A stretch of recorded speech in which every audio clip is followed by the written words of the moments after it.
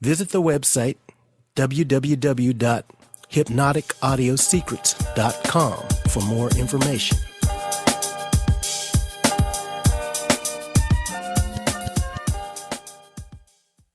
Recording vocals at home presents a very unique challenge for most people.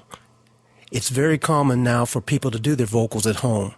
Even though I get a chance to work in multi-million-dollar recording studios, and some of the artists I work with have, multi-million-dollar studios right in their home, the average person usually is set up in a bedroom or a living room or some kind of office room or something like that, where they've set up their equipment, and that's their studio, and you have to make it work.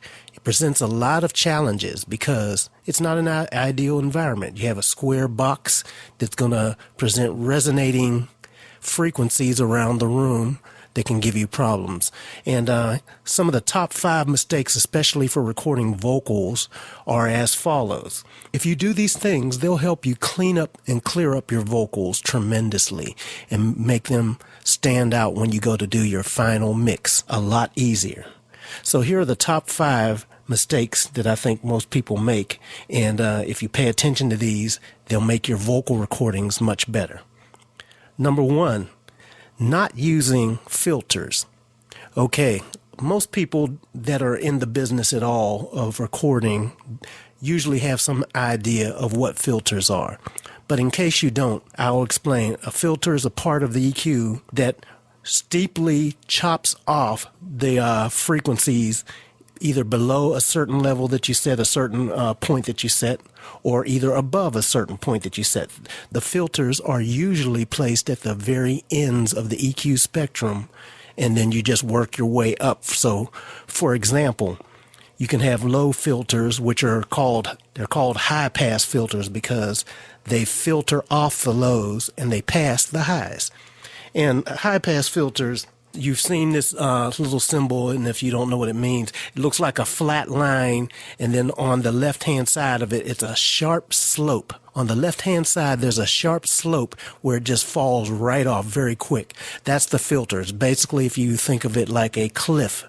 And the opposite is on for the high end, the high filter, which is called a low-pass filter, filters off the highs. It passes the lows and filters off the highs. So if you look at it, it's a flat line and then a steep fall off on the right side that looks like a cliff on the right side. That's representing the highs because the highs are usually on the right. The lows are usually on the left when you look at any kind of EQ graph.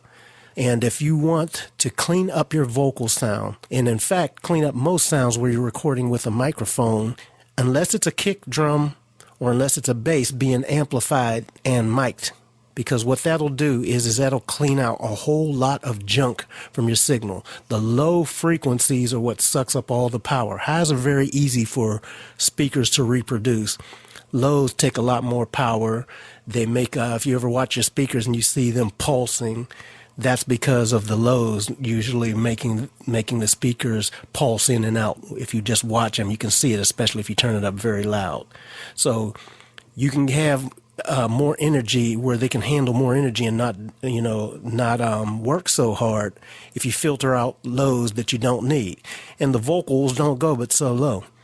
So you can automatically, as a kind of general rule of thumb, I usually pop on, if there's a board that has a button that has a filter, most of the time they're usually somewhere around like 85 hertz. You see the signal says 85 Hz or something similar.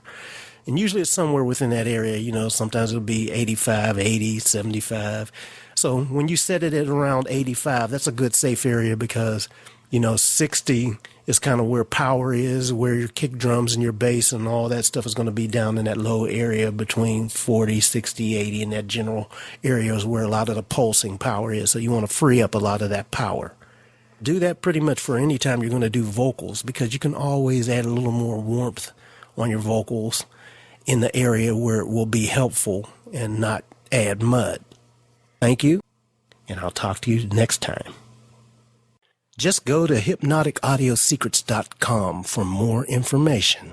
Also, just go to kalik-o-vision.com and get your free 7-part mini course. It'll be very helpful.